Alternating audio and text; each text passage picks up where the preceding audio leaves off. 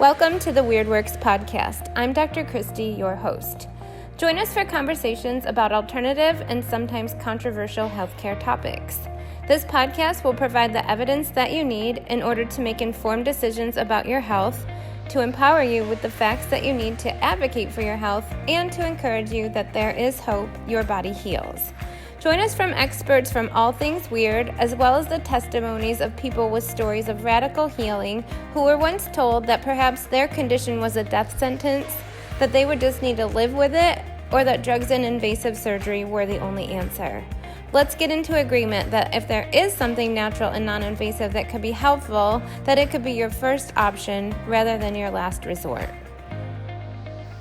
Hello, listeners. I am Dr. Christy, and welcome to the Weird Works podcast. This morning, we have the pleasure of having Dr. Megan Long here with us, and she has her own page on Facebook called Dr. Meg's Woo Crew. So obviously, we had to have her on the Weird Works podcast. There's lots of W's there, some alliteration, some tongue twisters.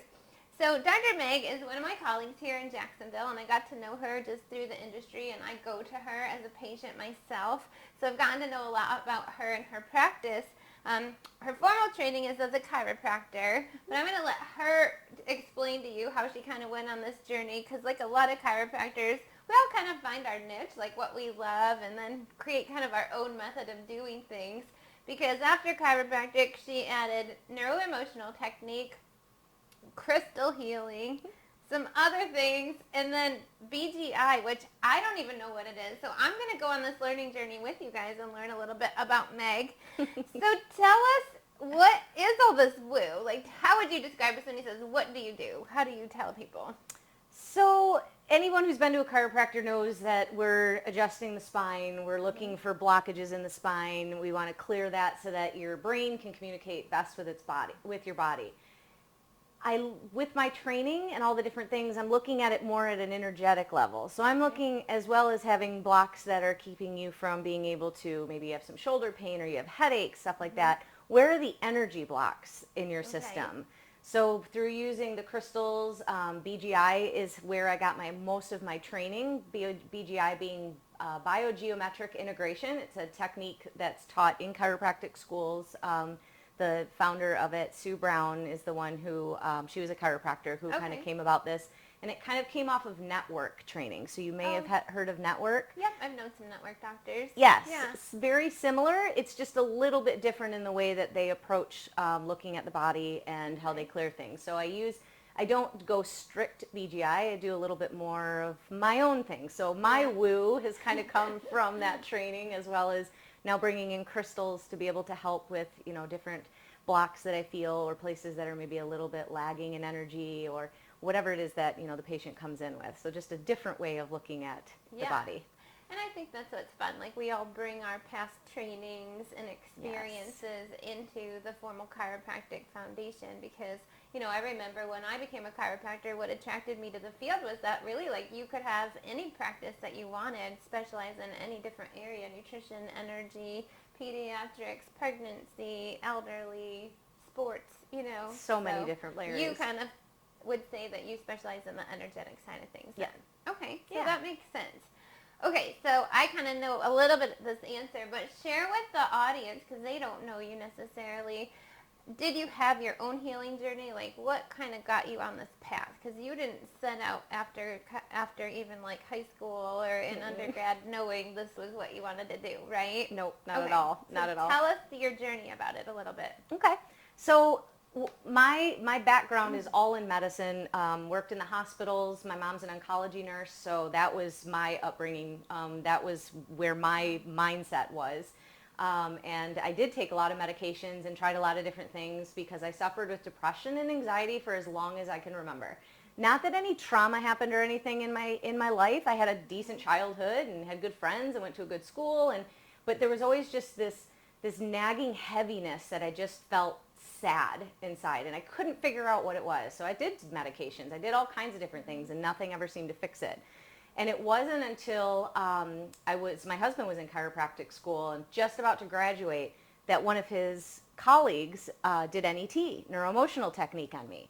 And I had seen therapists over the years. I mean, anything with depression, you know, follow your doctor's direction and do, right? Right. And I did, and I was diligent about it, but it just never seemed to just fix that feeling. I'd have temporary feelings of, oh, I'd be a little bit better, you know, the medications would make me feel good for a minute, but it never lasted. Okay. Neuroemotional technique was the first thing that I noticed a difference in the way I was talking and communicating with certain people that I had maybe butted heads with before. Yeah. But I couldn't understand what it was that, why was that different? Why was that encounter different than prior ones? I didn't get triggered and wasn't sad, or I wasn't triggered to be angry. What was it? And it just wouldn't leave my mind. Like, I just couldn't stop thinking of it. Powerful. It's so powerful because Yeah. it was like I knew something changed, but what is it? And I never had any thoughts of like, I loved chiropractic, was super thrilled that my husband did that. But that, I didn't think I could go back to school, and I didn't want to do the, 4 years of school and all that. Fighting it. I was so fighting it until he got a job offer in Atlanta, and we ended up by Life University. And then all of a sudden I found these doctors that I could go to continue getting NET, and then found out the school had it there. And like these thoughts just kept coming into my mind about all these different diseases that we have. And if there's an emotional component to that, could it be fixed by bringing in the adjustment, which I'd been getting for years now at this point? Right. So you knew what that could accomplish on its own. And it helped. Yeah. Definitely it helped. I know Right. it helped, but it didn't fix that, those very debilitating, I mean, it was bad. The depression was really bad. I didn't want to be here anymore. It was so overwhelming, and I couldn't, like, that's just not a normal way to be. And there's so many people out there that have those kinds of thoughts. Oh, yeah. And that's just, I mean, there's got to be a way to help. And this started changing that thought pattern. So then it was like, okay, maybe the universe and maybe God, maybe this path landed us here so that Right. I could do this, so that I could go and help other people. I love that. Well, and that's the thing, like, sometimes when you don't know what your destiny is, it finds you if you can get quiet and listen, and Yes. when I say kind of surrender to it, right? If Absolutely. it just keeps coming up. So I love that, and I think we've talked to a lot of different healers on the show, and just, in my whole, like, career path, and a lot of times it is that way, like it finds you, and then you get confirmation along the way, like, okay, I guess I'm supposed to, like, pursue this, like, this is really happening. Yeah. You don't get a choice in this. This is what you're going to go Right. do. And so then as you continue to heal your body, you continue to pursue, all these different fields, like we talked about. So how did you end up doing chiropractic college? Like, we didn't really talk about that because you didn't want to go back to school. I didn't. When I had first had the first NET session, it was so impactful. The biggest thing in that session, again, I have a very medical background. I have now a little bit of this holistic thing now that my husband's gone through school, and like we've, dabbled, but still very new. Taste is a great way to describe it. When I met with her, and she was actually just about to fly out to California for her certification in neuroemotional technique, she told me that, the different professions you could be in to, do this, because I had always had a passion for psychology, obviously, for, my own depression. It's why I think a lot, like you said, a lot of us find this profession or find a profession based on our own journey and our own struggles. Right. But sitting in a room and doing talk therapy just didn't resonate with me after doing, studying it for a couple of years in undergrad. So when she told me that you could either be a chiropractor, you could be a psychologist, a therapist, whatever, here's the options. It was like, I just don't know about chiropractic until we landed in Atlanta. And then it was like, you have to do this. You're inundated with it at that point. Yep. Yeah, I love that. Well, and then don't you find, too, like, what I found in my profession is sometimes I'm like, okay, I don't want another certification. I don't want another training. Like, let somebody else do that. I've got enough on my plate. Yep. But when you find something that resonates with you and you know that it could help so many more people, like, don't you become responsible for that? Like, Yes. you would only almost have to withhold it from other people to not pursue it and bring it to people too. So you probably And felt with that, responsibility. but it was a fire. Like, Yeah. instead of like where there's things you have to do and it's like, well, I should do this because I could be better if I was doing this. It was like, the passion was so strong, and I'd never felt that. I kept searching all my life for something that fired me up, Yeah. like I've heard so many people talk about in their lives. That feeling depressed and not motivated. You probably were like, what is this? Yeah, I guess I'm going to figure this out. I'm going back to school, and we're going to, do it. And it was like, I mean, the hardest thing I've ever done, chiropractic school. You've been through it. Nobody would ever do chiropractic school again. Never. No, that was so hard. It took a lot out of you, but the journey definitely develops you and helps you go down these different paths that you need to be, so that you can be ready for somebody to walk in your door, as I'm sure you've had many, many times. Yeah. And that makes it all worthwhile. And that's one of my questions that I had for you. And I've studied this myself, but it's true. Sometimes I think that there's a lack of understanding just in the public in general about, like, well, what is chiropractic? And I've said this to patients too, like, if you go to a chiropractor and they don't have exactly the right things, like all the tools to help you, don't give up on chiropractic. Just find the one that resonates with you or has the trainings and the techniques that can help you. Because if you go to 10 different chiropractors, don't you think it's true that you could find 10 different ways of practicing? Absolutely. And so why do you think that is? Well, it's funny that you say that question, because my husband and I always would joke about that. Like, the best thing about chiropractic is you can go out and do whatever it is that you want. And then the worst thing about chiropractic is you can go and do whatever you want. So nobody's going to be the same. But in school, they always harped in on the art. And what is your art? And what is your gift that you need to go and help? The people that you're able to help and that need you will find you, and they do find you. And they'll communicate to other people. So that some people aren't ready for, what you do or what I do, and that's okay. But there's somebody else out there that can help clear those interferences with their art and their gifts. Right. And it's important for us to know, each other and what we do, so we can co-treat and refer and hand off, because I don't think I would be the best doctor, honestly, to do neuroemotional technique. Like, I'm quick and I'm less words and I'm in movement, but like, if you're really helping somebody work through one of these, like, emotional traumas or just something from your past, like, you kind of have to give people space to do it. And I think, recognize, like, you're the one to do it, where I am, like, kind of like a let's fix it and move on kind of a person, you know? Absolutely. I was actually just talking to somebody about that the other day. Like, with what you do, I would rather send people to you because that's what you're good at. That's what your specialty, your gift is. Yeah. I don't want to take all the certifications and do all that. But bring me your emotions. Bring me your depression. Bring me your sadness, and let's sit down and let's work that limbic loop out. Let's get through that. Then go and work on this, or go and see this person. Exactly. Yeah. Yeah, it's totally true. So that's a good segue into the next question. So, like, who should see you? Like, do they have to have, like, people know if they've had, like, emotional traumas or, something horrific in their upbringing, or they witnessed something, or, divorce or emotional things. Do people have to be aware of past traumas, or exactly what was the point that caused these subconscious patterns to see you? No, most people don't even realize some of the traumas. Some of the littlest things that come up in sessions, people are like, why would that come up? Like, it was my friend. I had a colleague that I worked on, and he had knee pain, and we checked to see if there was an emotion in there, and it was his best friend when he was 6 years old moved away. And he could remember it, and he could see the color of the car. He could see his friend looking at him as he was walking back to move away. He was still remembering that. That was still playing in his subconscious, causing that trauma, but it wasn't like, he died. He just moved away. But for that 6-year-old boy, that was so traumatic. Yeah. So in your 30s, it's like, well, that wasn't a big deal. People move away all the time.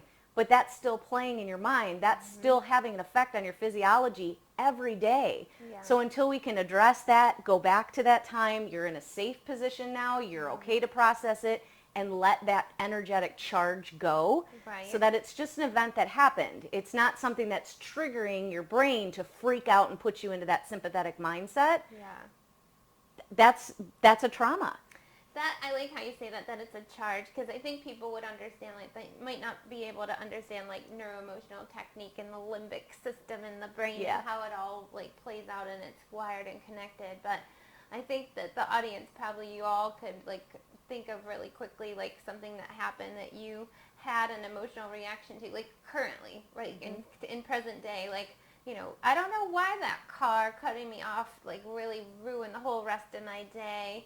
And it just, my rational brain knows that it was no big deal and they've got their own bag of problems and like just let them pass and move on. Or why, maybe a certain conversation between you and your spouse always starts things going and you can't get on the same page about it because he thinks you're just overreacting and you're just like fall apart, right? Yep. So isn't that kind of what it is? It's just there's something in your subconscious mind and then the circumstances somehow remind your brain of something like back to when you were 6 or younger, that back then it was much more emotional for you, or life or death. It seemed like losing a kid at 6, losing a friend at 6 years old is like your whole world, it seems like.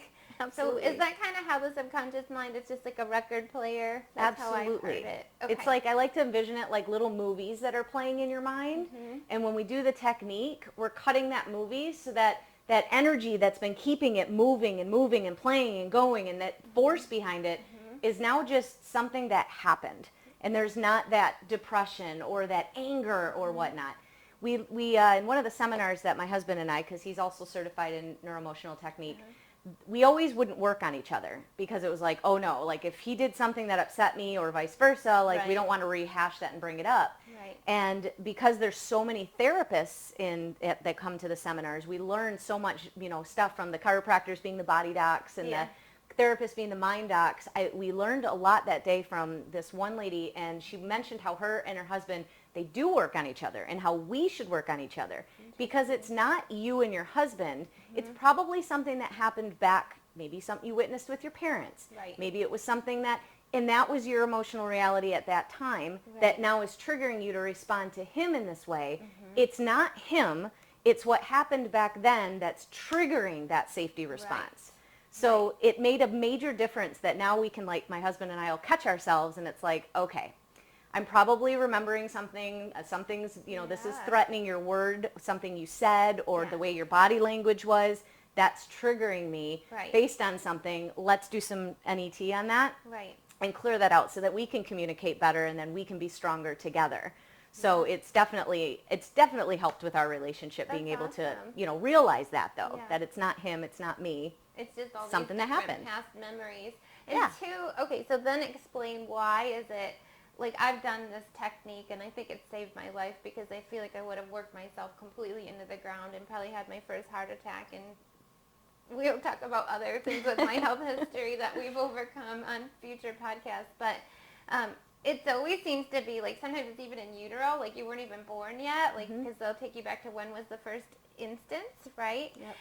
And then always kind of like from like, I don't know, 0 to like 6 or 7 years old. So why is that? Well, at that time, any energy that's going on, any emotions that, especially when you're in utero, if mom had some traumatic event that happened, or she got fired from work, or maybe she, you and her dad or her husband, and, they fought, or whatever happened in her world, you're growing and developing in there. So everything is energy. We are energy. Everything surrounding us is energy. So you're going to be sensitive to that, and you can take that energy on, so you don't even realize it, and you won't have a memory of it, because we don't have memories really before 5. But it still was like a tragic thing that happened in that moment for you. So then you're taking on that energy. Now that's a charge, and that's going to respond to, affect how you respond to your environment. So that's really the foundation. That's when you're starting to formulate all your ideas and opinions about how the world works and how people interact with each other and how you talk and communicate, right? Yep, absolutely. So obviously you guys don't even remember that far back, so these things you just hold on, and then it doesn't make any sense to your rational brain, and then things continue to come up like stumbling blocks. And how else could it play out, like athletic performance or job and career? So that's really funny that you bring up athletic. Okay. So my husband was rehabbing an athlete, a soccer player, back from a concussion, and everything checked out. Everything was good. He was like good to go. Get him back out on the field. As soon as he walked back out on the field, the dizziness came back. He had I'm not feeling good. That is completely a physiological response to a trauma that happened. So he knew deep down in his subconscious that he was hurt, and that he had to go through all this rehab, and he fell off and all these things, and that triggered it. Just stepping back out on the field triggered that response. So we started doing NET on him, and That's it was amazing. amazing seeing how he could get back out there. And Yeah. obviously, I mean, nothing's fixed in one treatment. So this Yeah. is something that's ongoing. That's why I'm so passionate about being able to communicate with kids and kids are great to do NET on because they don't have a lot of the blockages that we do. Yeah. So if you ask them, so do you remember what happened at 3 years old? Blah, blah, blah, blah, blah. Yeah, they're so And they remember. unfiltered. It's awesome. It's great. Yeah. And then they hook up and you can see their little bodies. Sometimes they have a big emotional break and they cry, stuff like that. But then it's like they sleep better and they're digesting their food better. And all these things are happening because it's not now this wind up that's playing in their mind over and over for the next 40 years. Right. You know, it's been fixed. Now it's just an event. But how freeing to handle that so sooner than later. Like anything, you know, we're very, like as chiropractors, we're very like proactive, preventative, get to the root of the problem. You know, as soon as you can find it, handle it before it, you know, evolves into something bigger. But, you know, how freeing to be able to let go of these stumbling blocks. Like I don't know, we just did something recently. Is it something like the average person has like 50,000 thoughts a day? Yeah, I think it's actually even more than that. I think it's closer to like 75,000 thoughts a day. Depends on if you're a male or a female, Very true. by the way. I'm not surprised by that. You can make your own assumptions about who has more thought power. We'll just leave it at that. Right. But so, like, what are those thoughts? And are they cumulatively, like, negative thoughts? Are they cumulatively positive thoughts? And, you know, what you say becomes your belief system when you say it to yourself. Yeah. And so, you know, just think of how much we could get in our own way through our own thinking every single day. And that's just it. Like, that's how you can tell if you have emotional blocks. You may not have had any traumas. Like, I didn't look back at my life. I didn't have a, you know, death in the family that was, like, hugely impactful at a young age, or a divorce or anything, you know, like that. Right. But if you are constantly talking about things that you're fearful of, or I can't do that because, or you're hearing your family say that, or your friends or your patients, there's a reason. There's something that's a fear response. That's something that you're avoiding because this could result in something negative. That goes back, that's your subconscious speaking. That's keeping higher centers of our brain from being able to do their job, like the right frontal, seeing the big picture, seeing that things are going to be okay through this whole pandemic and everything that we're going through. There's things triggering, why are you handling it this way, yet this person over here is handling it in a different way. It's because of things that happened in our past that were never completely processed through. So it's controlling how you respond into your environment and keeping you in a fearful, scared place. And that's not where growth is. That's where disease comes from. That's right. The more you break down and get out of balance with your environment, the more out of balance you are with your current environment, is the more disease or sick that you can be. Yeah. That's totally it. Well, I just had maybe an epiphany while you were talking, and it's not on our cards or like what we talked about, but like as you were talking about the pandemic, and like one person can be handling it, just sailing through it and just accepting and being like, you know, full of faith and whatever, and another person's whole world is completely rocked and they're falling apart and they feel hopeless and panic and fear and they're totally like a shut-in. This is also super important for us to understand each other, because there is so much division now in the world. Like there always was, but now it's an even bigger deal. And you actually have, you know, family members even like butting heads and being against each other about major topics about politics and COVID and masks and vaccines and on and on and on. And so the more that you can understand that we're all coming from this from a different place, and also that like maybe somebody else's opinion will never make sense to you because you don't have the history and the background that they have, and you won't ever look at it that same way. But at least to understand that there's reasons why we all think different things and approach life in a different way, it starts to create some connection there and a level of understanding that you really wouldn't ever have, right? Have compassion for each other, because things that you went through growing up are different than things I went through growing up. So just because I think that you should or shouldn't wear masks, and I have my beliefs and my education and that doesn't mean that you're wrong.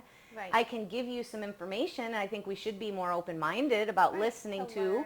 Yes. Totally. But if you are so closed off, then maybe that is time to check in with your emotions and see what is it that's keeping me in this fear state or this anger state, if you're on the other side, And what can I do about that to help release that? Because it's not serving you getting angry, and it's not serving anybody being in a fearful state. True. It's that those emotions are just there. If you look at the frequency charts, you can Google it online. Anger, sadness, all of those are low vibration. Those are not healing. Right. Those are keeping us in that freaking out, that something's chasing us, that something's coming to hurt us. We get into that more fetal position. We want to be vibrant. We want to be standing upright. That's how we're supposed to be in life. But you can't do that when you have these things, these thoughts that are going on and controlled by these emotions. Right.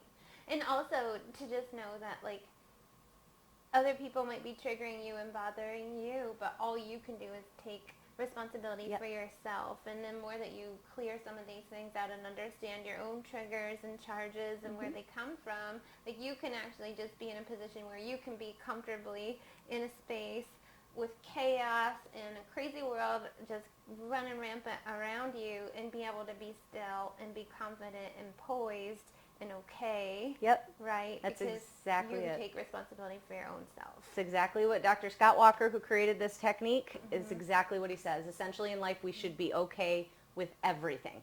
Nothing should bother us. Nothing should trigger a response. Now, obviously, life is always happening, and you're always going to have things that you have to work through. Right. But I can tell you, just from the 4 years that I've, actively been getting neuroemotional technique, looking back at who I was and what I used to respond to things, and who I am now and how I respond to things, it's like I don't even recognize that person anymore. Like, I almost wish I could go back in time and hug her and let her know it's going to be okay. Right, You'll be better in the future. Thing. Yes, we're going to get through it. Right, true. Okay, well, I love that. I mean, that just kind of came up, but organically in the conversation. But it is very powerful. Yeah. Emotions are powerful. Okay, so their office is so fun. Like, what can you even describe without pictures or stuff? Like, what a typical day at your office looks like? Like, she's got like beanbags and crystals, which are beautiful. Like, for the people that can see her, she's got a necklace and bracelets and rings and all sorts of fun things. And I also know she has crystals in her pockets, so those are always fun and pretty, and essential oils. But what does a day look like in your office? Yeah. So if you come in and you see me, we're going to check and see, is there something emotional going on? Is there something that you come in and you're crying? Obviously, there's something that triggered you and something that you're upset about. If there's, sometimes we're going to do some of the crystal healing, the emotional work, because your body's just kind of fried, and we just need to kind of move some energy along, and then fill up the areas that are, our different chakra centers, our energy centers, however you want to describe those.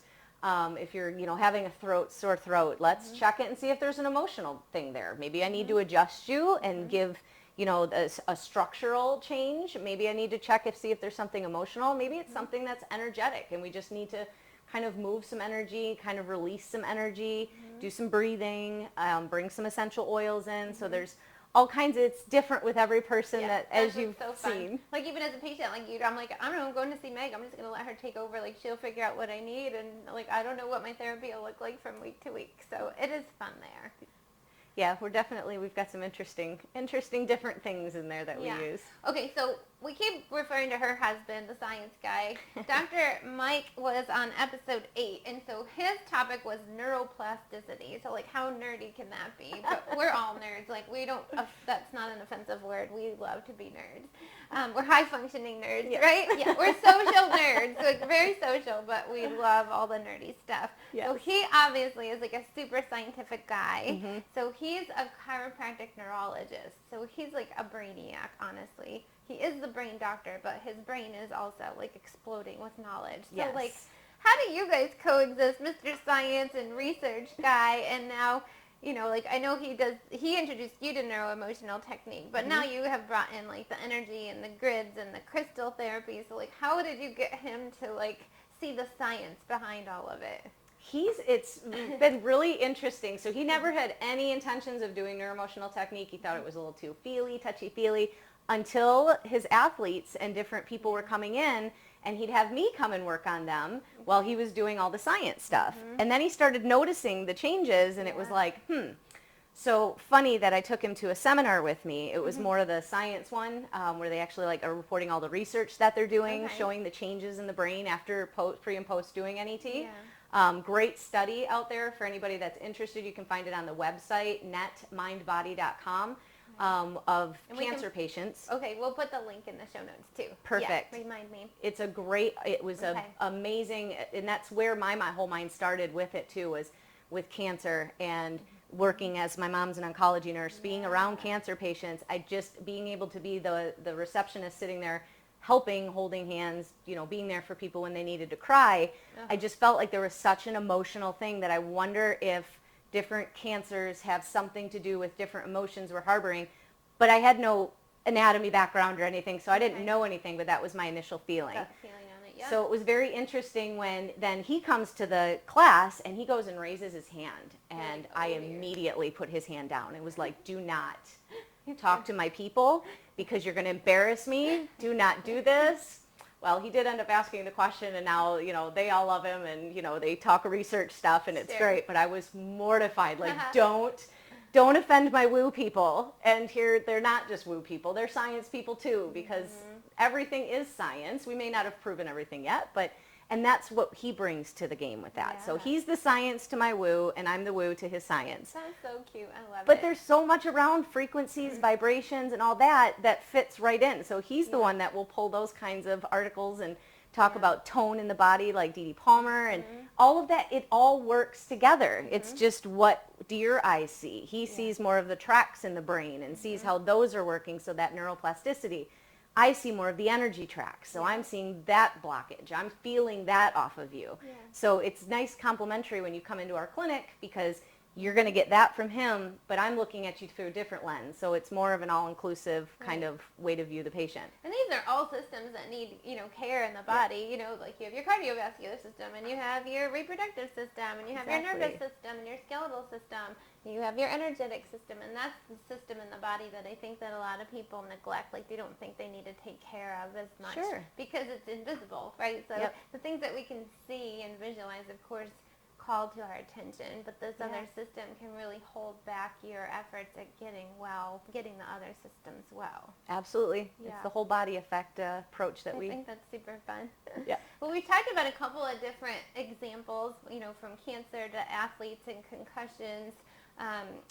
Do you have, what's your favorite radical healing story? Is there a story either of somebody who, I think of radical healing, and we talk about examples of this almost on every episode, because I think it's so encouraging for the audience. Obviously, there's people listening who have been given a death sentence or a life sentence and told, you're going to have this forever. There's no medical cure. We'll just numb it or drug it for the rest of your life, and you should be okay with that limited belief, or toxic substances and meds and surgeries and stuff like that. So I think of radical healing as somebody who overcame that.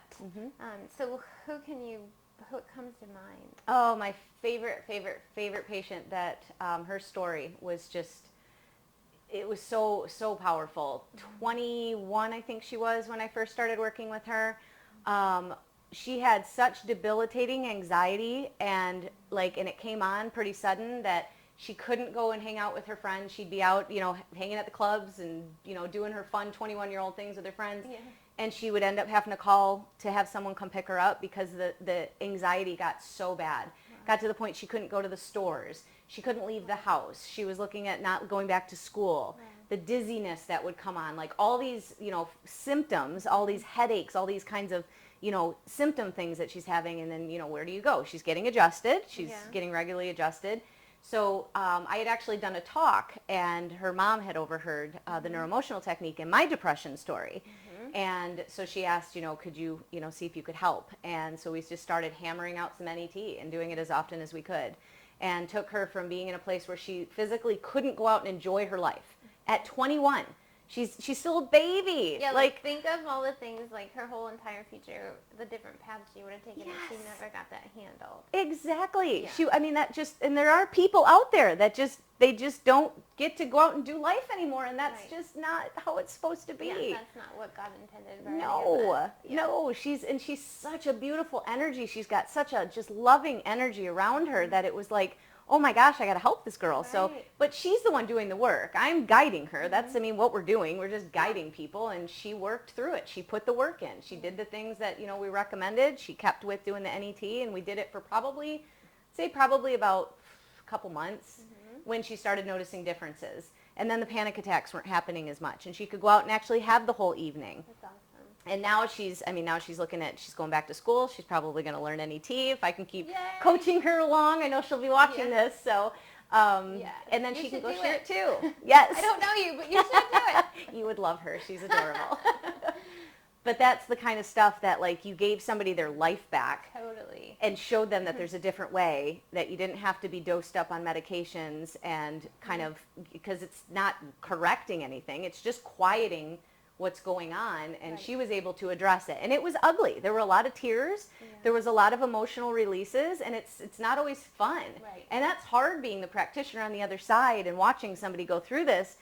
But I know you're healing. I know that you're letting it go. Right. So go through the ugly, and then a week from now, you'll have finished processing that, Yeah. and now you're just changed. You're a different person now Yeah. because you've gotten through something that's been holding you back all these years. I love So it. she's like a walking inspiration anytime I think Yay, of. you. I don't know who Yay. you are, but I'm clapping for you. And I'm sure you could tell story after story after story of something like that. And that was something that I think is important that Dr. Meg said, that you could be, we see this all the time in our office too, like people who are frustrated because they are seemingly doing all the right things. You know, you might not just be totally neglecting your body and like be like, yeah, I kind of deserve to like feel like crud and eating like fast food and all. Like we get people Sure. all the time who are, you know, educated and doing the right things and buying organic and using more natural body care and household products and taking some supplements and seeing chiropractors and doing all the things, and they're super frustrated because they're not getting the results they would expect for the amount of time, money, and effort that they're putting into it. Yep. And this could be one of those levels that like there's an emotional charge that like your subconscious mind, like every time the circumstances are somewhat similar to that event when you were 5, 6, 4, 3, 2 years old, that you don't remember in your conscious mind, but the charge is there and it triggers you, and then just over and over again, like your outcome is the same and you're just so frustrated. Yep. So, That's just, it's just, no, it's not, I am so excited at seeing how many more people are learning this technique and getting out there and doing it in different professions too. So it's Yeah. not just a chiropractic technique. yeah. If you want to find a practitioner near you, again, you can go on that website and look for a practitioner that's nearby. And we have, I think, a vet now that does it. I Yeah. mean, we do it on our dogs. Yeah. We do some, because they have emotional stuff that they take on too from trauma, especially when you rescue yeah. dogs and stuff like that. Right. So things like that you can just, there's just so much more healing, such a different level that people, now that the science is coming out, I think people are going to respect it a little more, because that science is, it's the language of the medical field. Right. And so in order to, have people understand that it's not just a woo-woo fairy kind of, magical, mystical thing, it's an actual physical thing that's happening in your brain. Right. Functional MRIs were showing the changes in the brain from having something said to you, and it would trigger up those areas, and then after the technique, and then those areas are extinguished. They're not Right. lighting up anymore. Right. That's a whole new level of healing. Now, what else is going to change in your body because that thorn has been pulled out? That trigger is no longer there. Yeah. That's huge. It is. And a lot of the research in science doesn't come from more woo people like us. So that's important, I think, for people to know, is that like most of the research that proves the evidence of all our woo and weird and stuff in the alternative world actually comes from the medical world and from the field of physics. And so it's not us proving our own science, which is also important when you learn how to interpret the research, like who's it coming from and is it being swayed to just state what you want it to say. So Right. there's other fields that are proving our work, which is so incredibly fun. Very exciting. So I know a lot of our listeners are DIYers, and we'll talk a little bit about why you can't completely DIY your health as much as you'd love to. And people have different reasons for wanting to avoid healthcare practitioners, and I understand. We know that people have been burnt and have seen a lot of other people, or have put a lot of money and invested in their health, could not get a result, and perhaps this will shed some light for some people on why that could be. But is there anything that the audience can do on their own to improve their emotional and or energetic health? Biggest thing that all of my patients that I tell them to do is meditation. Meditation, you have to be able to quiet ourselves, and that is so hard. I have struggled with quieting my mind forever too. I don't know many people that start out on that journey thinking, oh yeah, I'm going to conquer this one and be great at it. And Dr. Joe Dispenza is who really kick-started my journey with doing meditations and being able to figure out why and quiet myself. And again, he's got a ton of research, and his progressive workshops and stuff were fantastic to get me into how do I do this? How is this changing things? So meditation is huge. There are so many apps out there, all kinds of stuff, but we should be doing at least 20 minutes. And I think in the morning is best because you're starting your day out with that, setting your intentions, grounding yourself, really getting your mindset, what do I want to bring in? And that changes your whole day. Yeah. So it's huge to be able to do that. I obviously think using crystals, you have to be a little careful out there because there are a lot of fakes and things that are, so find somebody reputable that you're buying things from. But the crystals can help, the energy that they have, their personal properties, can help balance different things that you have going on. So if you know that you're going through heartache, there's a lot of different stones that can help so that you're comforting that area so that you're not just in that vulnerable state where it's, I'm trying to just figure out and I'm trying to control these thoughts. Let some of that help you. Let that natural energy from the earth that grew right here in the earth, let that help you. Let that frequency, that vibration help so that your body can get through, because bad things happen. Mm-hmm. And there's a reason that there's a grieving process. You need to let your body grieve. You need to go through that. It's part of your existence. Things are going to be hard sometimes, but you can use things like meditation and crystals. Let it help you. Let it at least make it a little bit lighter so as you're going through it, it doesn't feel like such a burden on your shoulders that you're trying to get through something. Yeah, I love that. That's what I was we probably have to have a whole nother talk on crystals. What is it? Is it the vibrational state of each different crystal that is what's helpful? Can you talk a little bit about, like, people be like, the skeptics I've heard are like, okay, your rocks like talk to you, okay. Can you tell us a little bit about how the crystals work? Yep. So with the crystals, like when I'm doing a crystal treatment on somebody, I'm more intuitively whatever I'm being drawn to for that person. So like how when we've done work with you, there's certain stones that I know you love and you want to have around you, but they're not calling for you. So that energy may be a little bit too much, and I'm trying to more maybe calm an area down, or I'm trying to pick an energy up that I need a different stone. And so the different stones, like rose quartz is one, and amethyst that people have heard a lot about. Those ones are pretty gentle. They're more on the easier spectrum, so to speak, where then there's other ones that get things moving really fast and can get you amped up. Not always good if you're giving that to somebody that has anxiety. We want something that maybe balances, so it kind of counteracts that.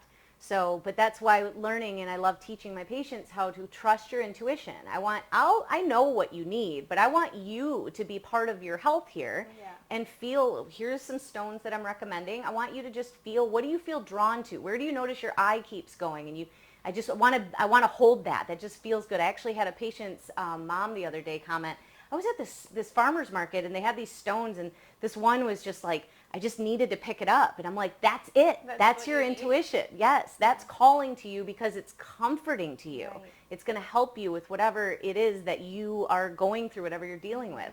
So learning to kind of tap into that and trust that, you're going to find when you are going out looking for crystals, the things that you need, it's easy. Just let it, just get out of your own head and just trust that what you're being drawn to is what you need. Right.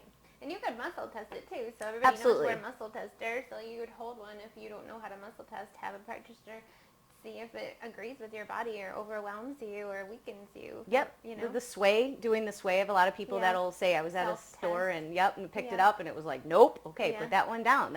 It's pretty and that's great, but that may not be what you need right now. Yeah. So it's just another tool. Yep. That you can that you can carry. They're easy enough. They're pretty now. They make them in, necklaces and rings and bracelets, and you can just put them in a pouch in your pocket or something. Yep. Put them in your purse, put them in your wallet, put them around your home. So absolutely. That's easy enough. Well, thanks. This has been so informative. I've loved every minute of it. I knew I would. I know I love Dr. Meg. That's why she's on the show, of course. But I wanted to introduce her so you have a chance to love her as well. So what's next for you? Where can the audience and listeners find you? What do you want to share? And we can put her website, obviously, in the show notes as well. Yes, absolutely. Just if you're interested and if you have any questions, put the website up, brainoi.com. and ask us a question. If you have anything after kind of looking over our website or anything from this podcast that you want to know about, reach out to us. Our emails are on there as well, and I'm happy to answer any questions if you want to come in for a consult or a new patient exam, so we can kind of see what's going on with your system and check you out and see what we can do, to help.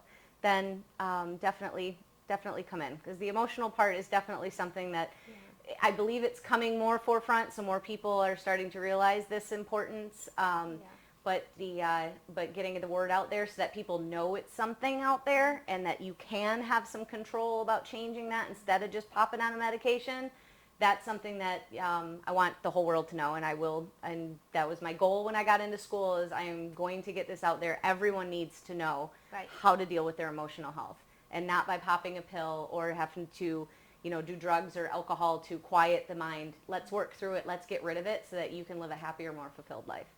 I love it. I couldn't say it any better. So we're going to end on that very positive note. We encourage you, as always, take control of your health.